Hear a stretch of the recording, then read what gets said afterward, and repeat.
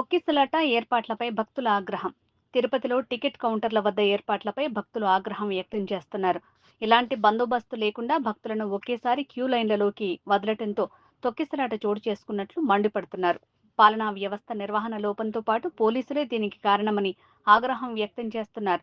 వాస్తవానికి రేపు ఉదయం 5 గంటలకు టోకెన్లు ఇస్తామని ప్రకటించిన టీటీడీ తన నిర్ణయం మార్చుకోవడం చర్చనీయాంశంగా మారింది. 8 మందికి ఇబ్బంది పడి కాళ్ళు చేతులు కూడా ఇబ్బంది పడి మొత్తం ఒక మనుషులు ఫెయిట్ అయిపోయి ఉన్నారు. అందరూ కూడా అందరినీ కిమ్స్ హాస్పిటల్ జాయిన్ చేశారు. నాయకులందరూ కూడా వస్తున్నారు చూస్తున్నారు. ఎవరు ఏమీ లేదు. పోలీసులు అందరినీ వేస్ట్ గా చూస్తున్నారు. దరిద్రులాగా ఉన్నారు అందరూ. అది పరిస్థితి. ఇక్కడ పోలీసులు ఒక్కరు కూడా సరిగా చేయలేదు. మా పరిస్థితి వాళ్ళందరినీ ఏం చేయాలని మీరు ఆలోచించుకోండి. 20 మందిలోనే మొత్తం అందరికీ కూడా అందరూ ఫెయింట్ అయిపోయి ఉన్నారు. ఎవరికి కూడా ఏం బాగాలేదు. అందరూ హాస్పిటల్లో పడి ఉన్నారు. ఏం జరిగింది చెప్పండి. ఒక అమ్మాయి కళ్ళు తిరిగి పడిపోయింది. ఆ అమ్మాయితో పాటు కూడా ఒక్కళ్ళే పంపించారు.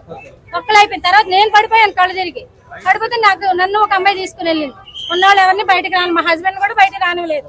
ఓన్లీ లేడీస్ కూడా లేడీస్ పంపించారు. తెలివి వచ్చిన తర్వాత వెళ్తుంటే మేము పంపిస్తాం, కంగారు పడకమ్మా, ఊపిరి తీసుకోండి అమ్మా, నీళ్ళు తాగండి అమ్మా అన్ని బాగానే చెప్పారు. కానీ క్రౌడ్ ఎక్కువైపోయింది. జనాలు ఒకసారి గేట్ తీసారు.